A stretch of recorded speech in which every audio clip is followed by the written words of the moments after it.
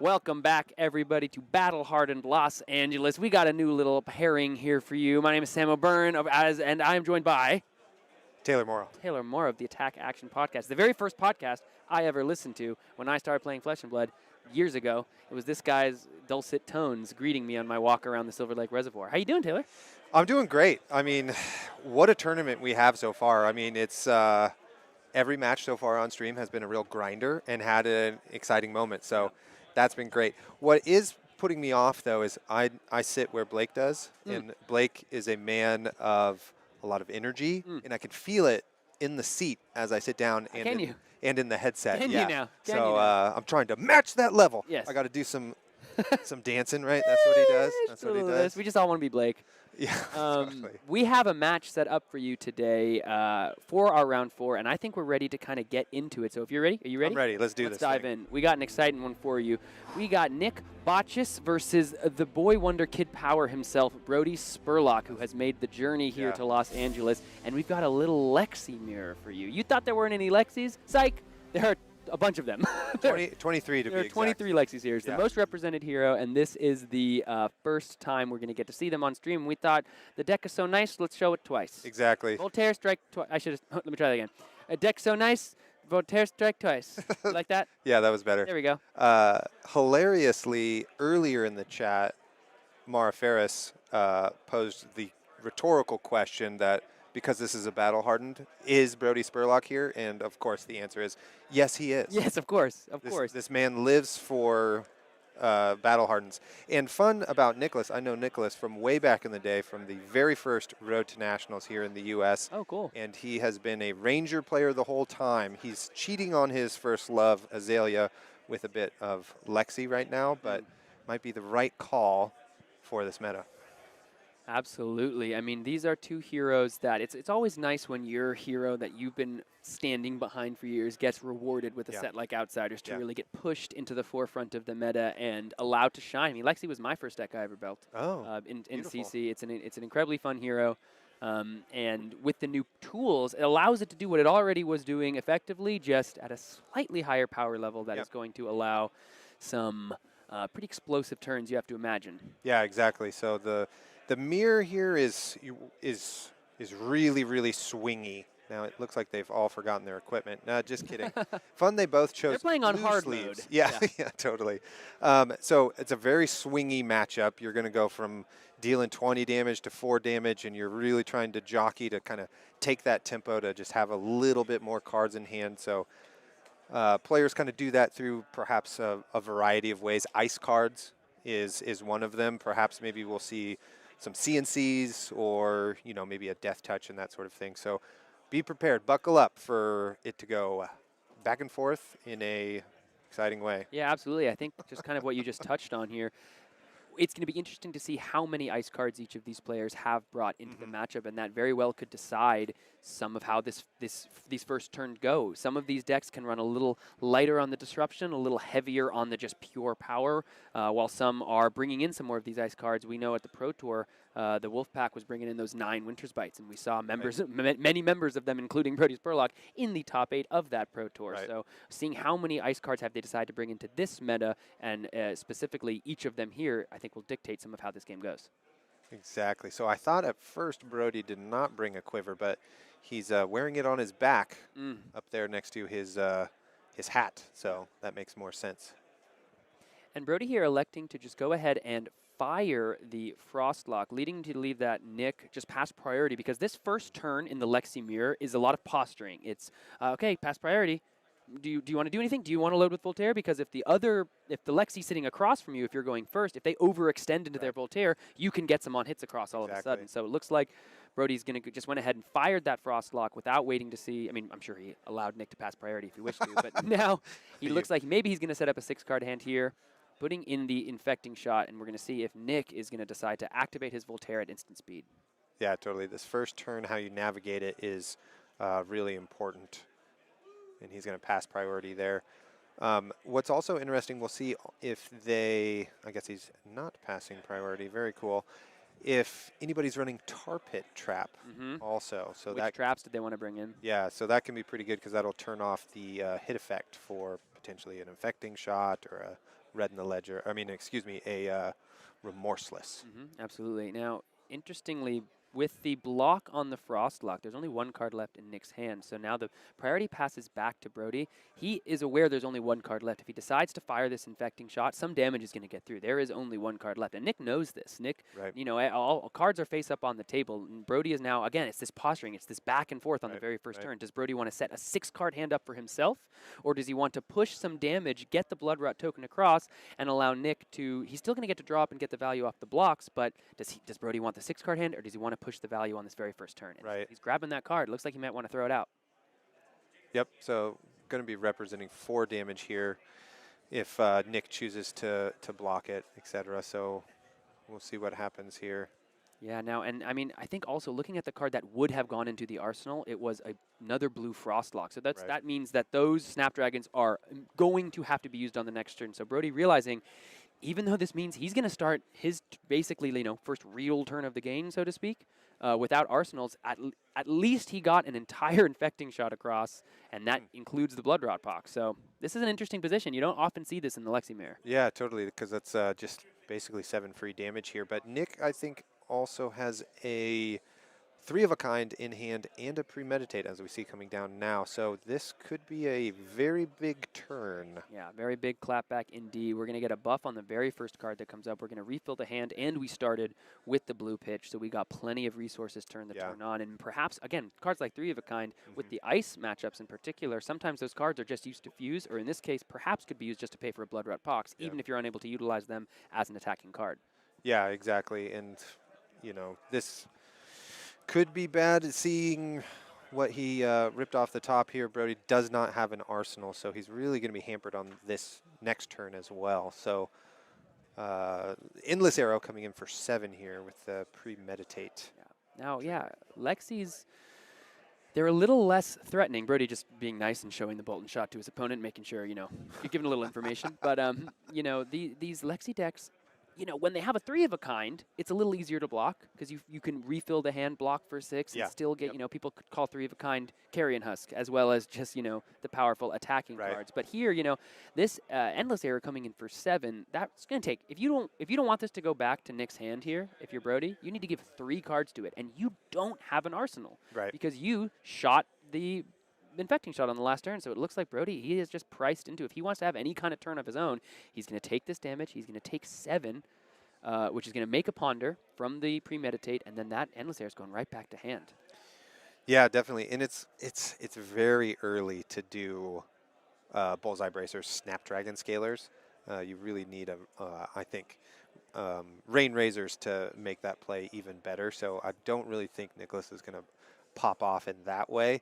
But we do get a drill shot placed down, which is relevant. Not being able to block with New Horizons at the end of the game, you know, is an advantage you can leverage for sure. Yeah, what do you think if it hits, Nick decides to put that in a -1 counter on? It could be the New Horizons to turn the 2 block into a 1 block, but also critically, if you turn the Find All Spring Tunic from a 1 block to a 0 block, that turns off any potential, okay, you know, I'm just going to block for 4 here with 3 cards in the Tunic. You just turn that option off for the rest of the game. Yeah, I think there's just too much value in, obviously, 2 is twice as big as 1, so I think you want to do New Horizons, but we'll see if Brodie decides to take this damage and then what Nicholas chooses to use here.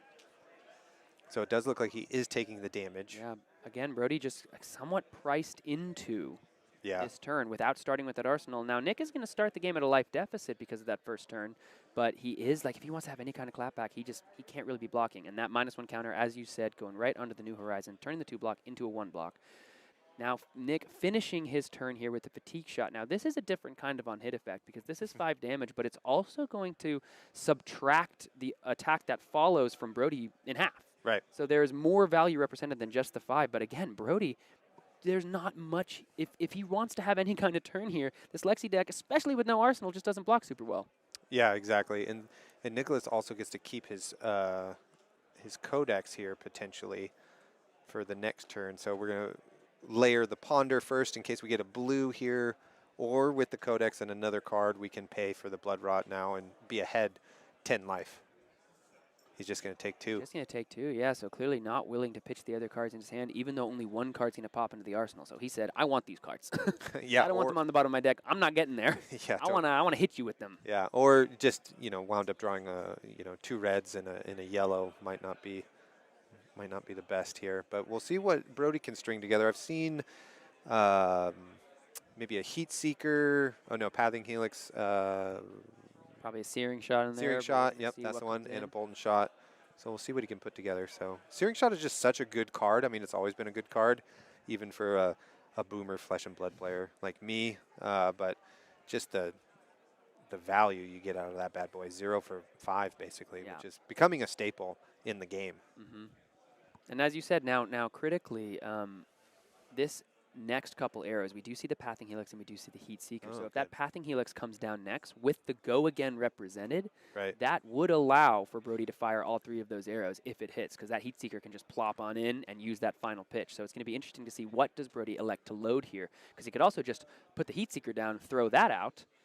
Right. And it is going to be the Heat Seeker that's going to come in for 6. So even if this doesn't hit, Brodie wants to make sure that he has a powerful turn on his next turn with some kind of an arsenal. And if this attack hits, it's going to put him, Nick, down to 23, and then he's going to be able to set up a 6-card hand. Right. Heat Seeker trigger first, going to plop a card into the arsenal face up, and then the other card, which is that Pathing Helix, will be face down in the other arsenal zone. I think they forgot about the Fatigue Shot hit right there, right?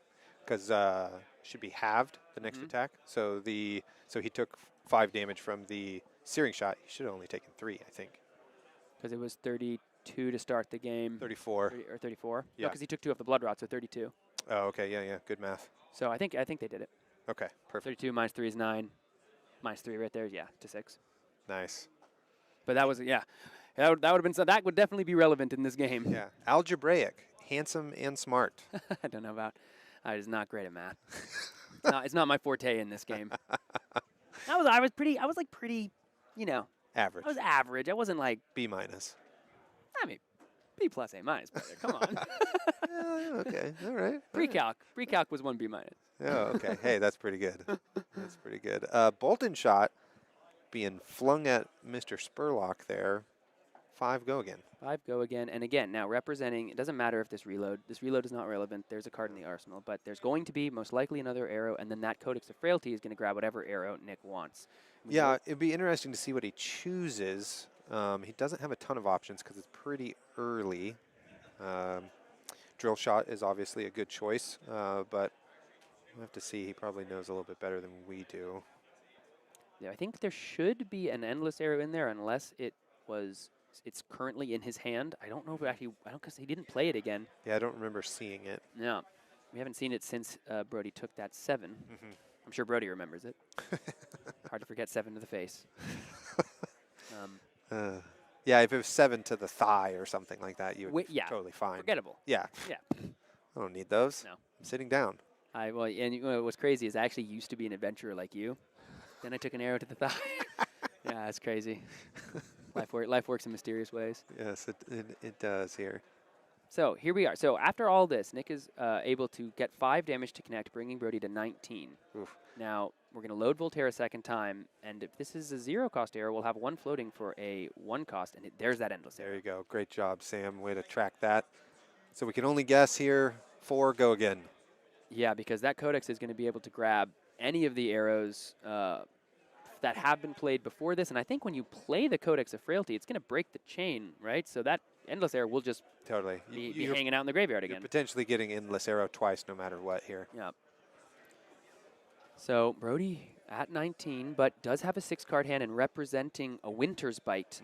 And critically, both players here at Tunic 2, and Brodie's going to be the first to Tunic 3. So the Winter's Bite on Brodie's turn will be taking a card. It will not be taking that Tunic counter from Nick. So he's just going to go ahead and take it back to his hand. It already had the go again, but now this is interesting, is if you play the Codex now, you have to discard. Right. And I don't think, you don't get to discard it before you get the card from Codex. So now that it's in your hand. So you can play Codex. Well, I guess you don't have a Voltaire activation left. Yeah. Yeah, so This will be, could be a 1-cost arrow because he does have the 1 floating, but that endless arrow is now going back to the graveyard after this resolves.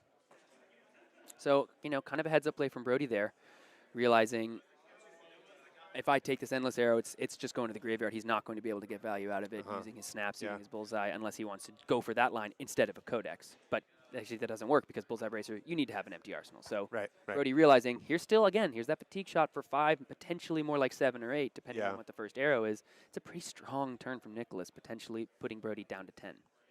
Yeah, I mean, just against Lexi when you're kind of sub 20 health, regardless if you are also Lexi, is a scary spot to be in, because you can really get hit with 3 arrows a turn, and that's 15 damage, basically. Yeah, and looking at the situation of the heroes here, not only is this a lot of damage, and not only is this fatigue shot representing damage reduction, but they also, the Codex of Frailty, put a Frailty token on Brodie's side of the board, and a Ponder token back over for Nick. So he's going to be drawing a card and be set up for his future turns. I think it's really interesting that Nick brought in these fatigue shots into the Lexi matchup. Yeah. It's normally, people think of it as a Guardian tech, right? Or for big, even like sometimes against maybe an Icelander that you worried about those Wounded Bulls or something like that. But fatigue shot into the Lexi here, he hasn't been taxed at all. He hasn't had any of these frostbites or disruption effects on him. So these fatigue shots have been able to just fly like the Eagles. There's been, there's been no hindrance for them. Right. And they've been doing a lot of work. Yeah, totally. I mean, I do like that tech. I mean, as we know, Frailty tokens pretty good against Lexi, and a fatigue shot is kind of like a big old Frailty token. Yeah. Brodie definitely, in some ways, because of the way that first turn worked out for him, not able to set up a really powerful 6-card hand, extending through that infecting shot, getting the damage through, but definitely having to play a little bit from behind to establish. You really want to start the turn with an arsenal of Lexi so that you can go 3 arrows wide or even longer. And in order to do so, Brodie now has that 6-card hand that these Lexi players crave, but he's at 15, staring down another attack for 5. Yeah, which would put him at 10. And it doesn't really look like, I mean, I think he has an Icequake in hand, so that is a little disruptive.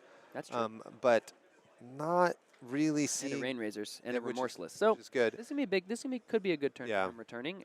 But it's like not, I mean, it's pretty good, but it's not like a, There's no 3 of a kind. Yeah, or like a lace with Frailty into infecting shot or something like that, something where you're like, well, just the value of not blocking this is like too much. Sure. Because I don't know if we're in a situation where if he takes this 5, that Nicholas, even with that turn, is going to want to really block.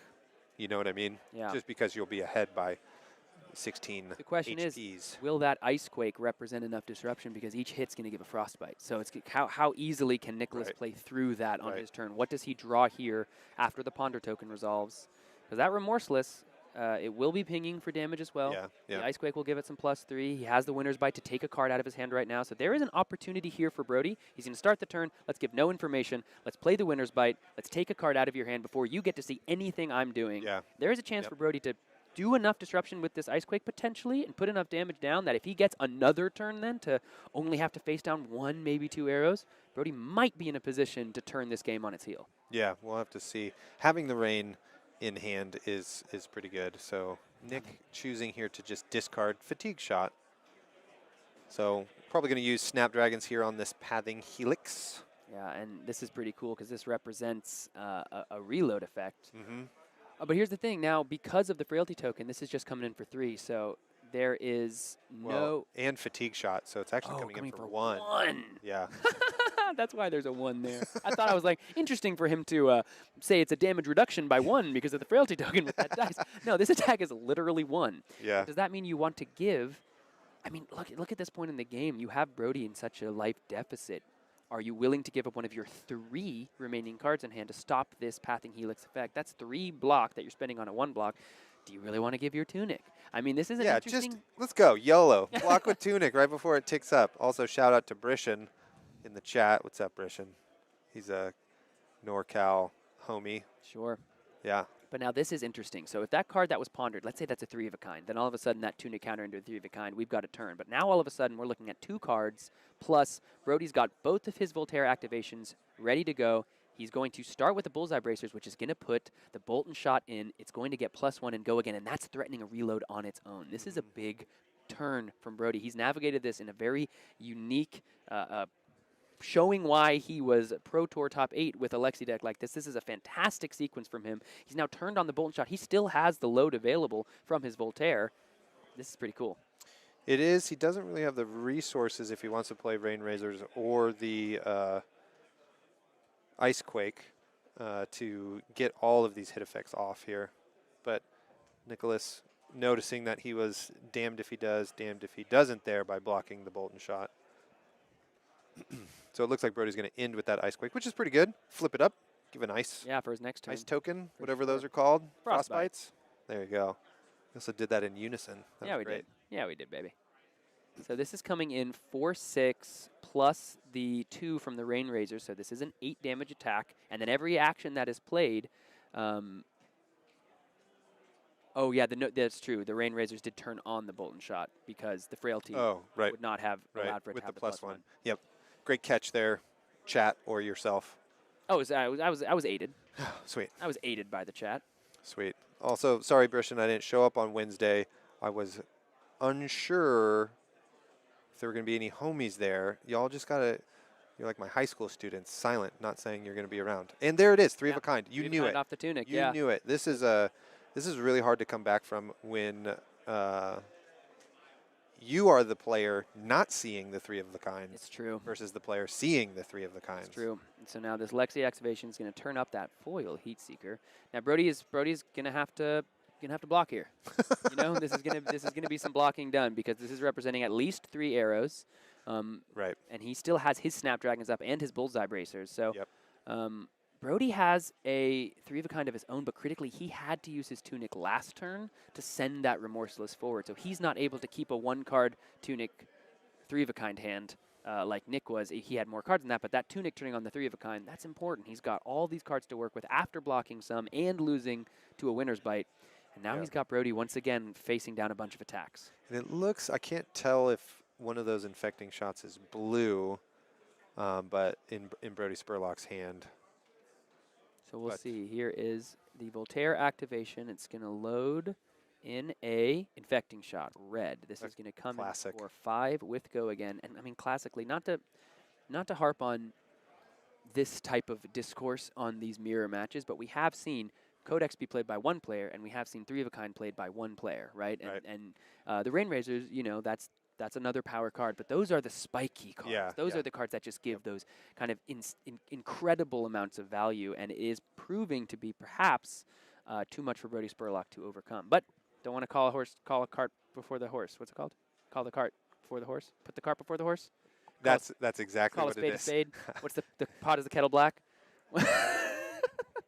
Put the cart before the horse. You guys know what I meant. Thanks, Christine. You know what I meant. The infecting shot here. So all of this too, this whole game state we find ourselves in is all because of how that turn 0 was navigated. Absolutely. Which is just very fascinating and you know, I don't know what to say. It's just fast. It's just crazy because then you'll go back and no matter how this match turns out, you'll go back and think about how you navigated it and what different things you could have done to put yourself in a different position. Brishan, it's okay, dude. Don't worry about it. I just wish you were here at the Battle Hardened LA. Double block here from Brodie Spurlock. Makes sense. That's a very big arrow. We're going to activate the Quiver of Rustling Leaves here. So let's go, baby. We're going to use the 1 floating plus an additional 3 from the Winner's Bite. So we're going to, unless that's a yellow, I can't quite tell. I think it's a blue. I think we're going to have 1 floating still. So we're let's go, baby. Top card, and it is going to be the Bolton shot. Now, neither of these currently represent go again, but critically, Nick does still have a Snapdragons online. Yeah, so I think you're absolutely right. I mean, because you have to look at it, too. Like, if Brodie didn't send the card there and elected to keep both of those non-go-again cards for his Snapdragon Scalers on his next turn, Nick is at 20 here, because that's 8 life that he took off that first turn with the 6 plus the 2. So the game looks very different if Nick is sitting at 20 versus 12. It looks a little less, perhaps, even at this point. Yeah.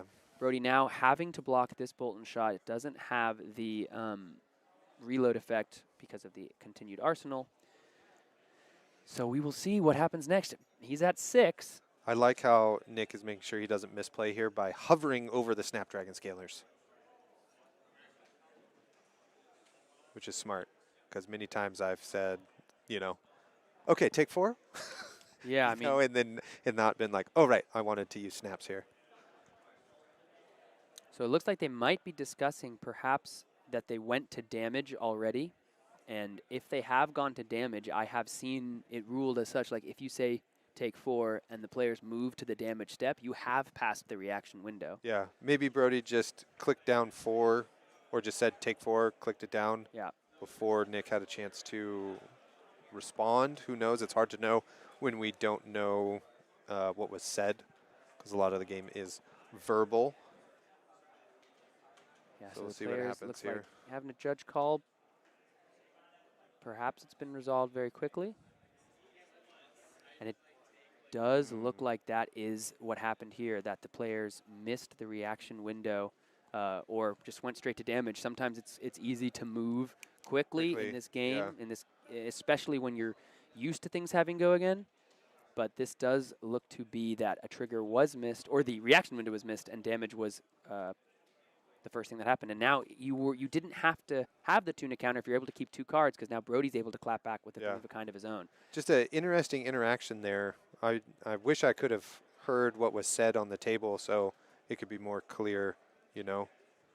But yeah, exactly. If Nick says take 4, you know, then that means he's past his reaction window. So Yep.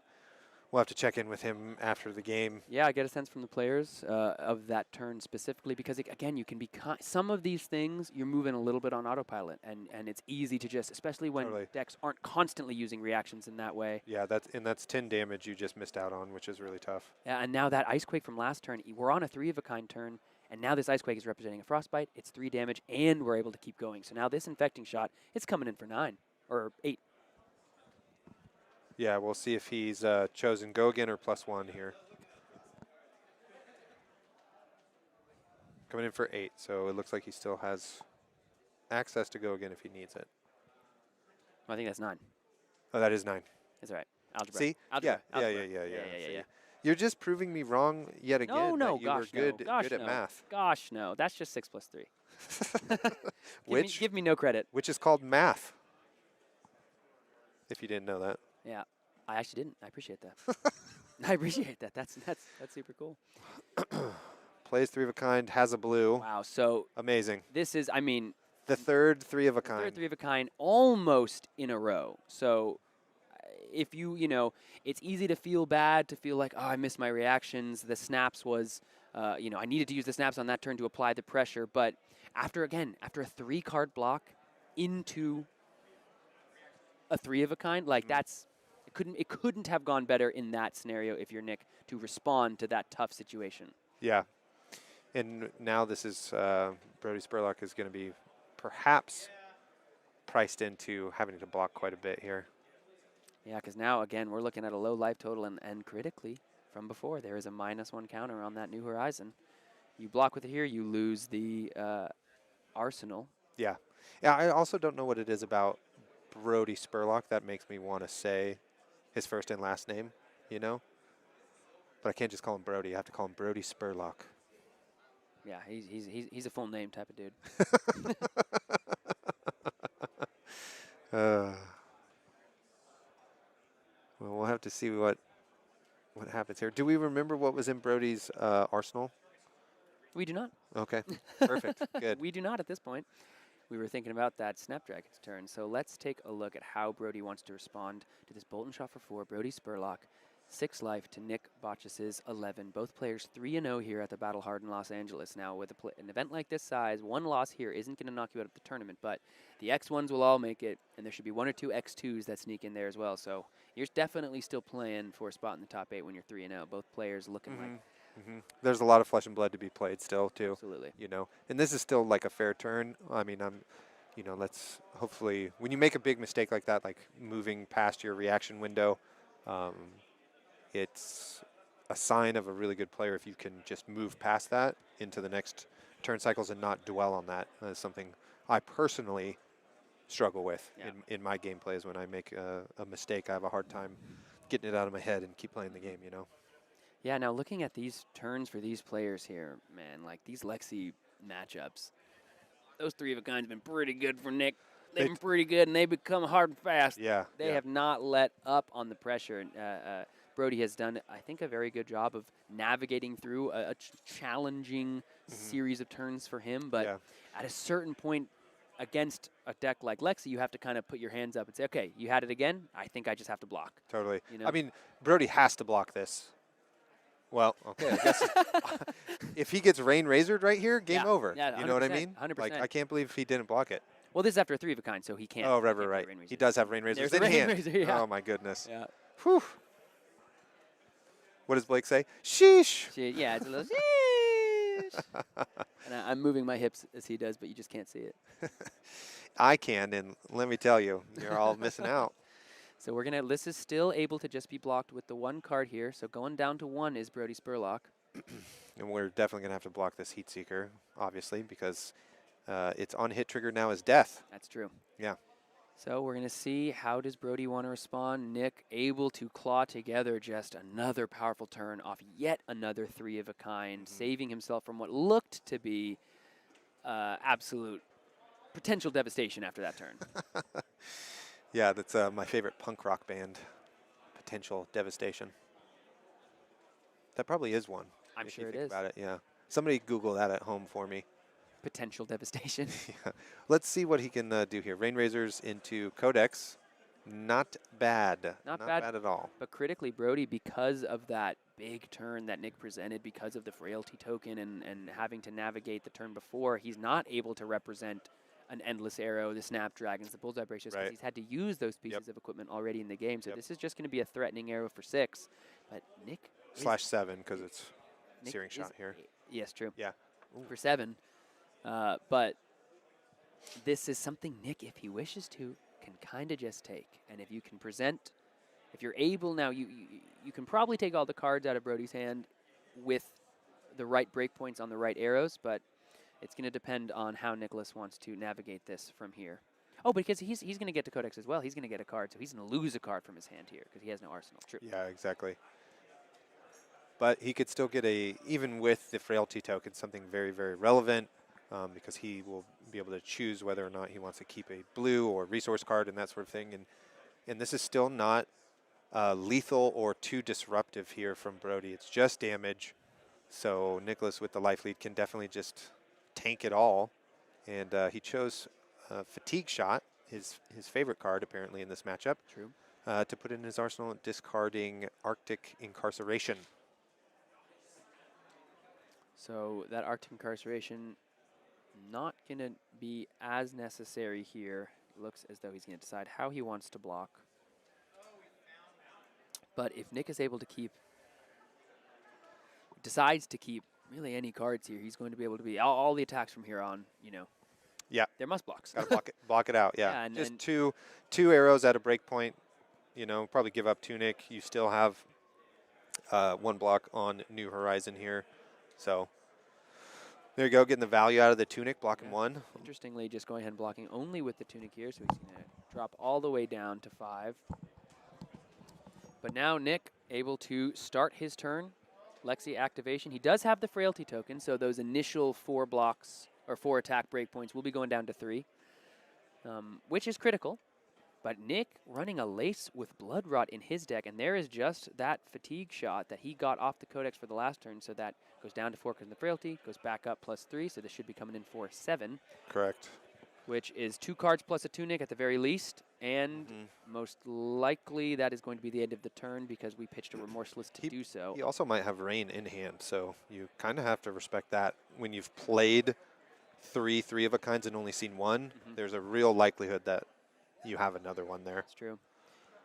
So he might have to try to block this for 9. Now this should have go again, right? Because if it was a +1, it would be 6 to 5 to 8. So this is 5 to 4 to 7. So this representing the potential to Bullseye Bracers in another arrow, right? Because I think otherwise it would have, otherwise it would have +1. So he's either representing the go again, which is because 7 is not that much different than 8. It would require more than just the Tunic if he's going 7 to 8. Right.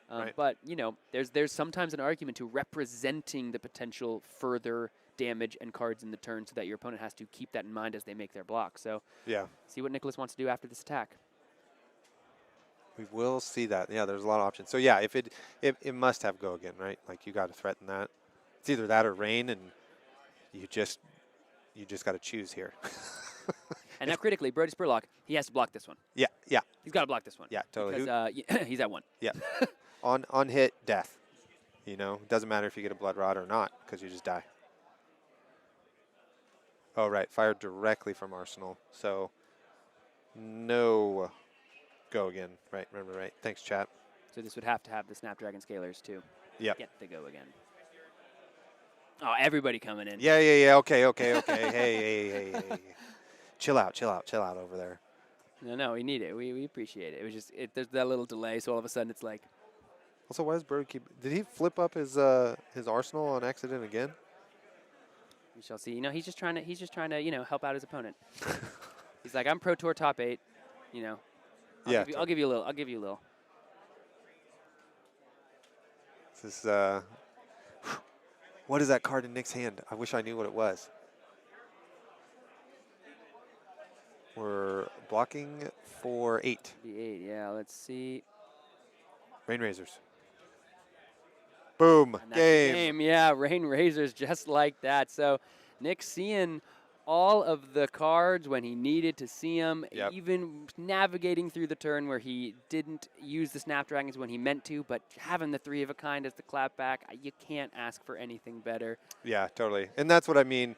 You know, that shows how, mentally tough Nick is to be able to, like, make that little mistake, stay in the game, and eventually come out with the win there against the boy wonder ham sandwich eating Brodie Spurlock. Yeah, I mean,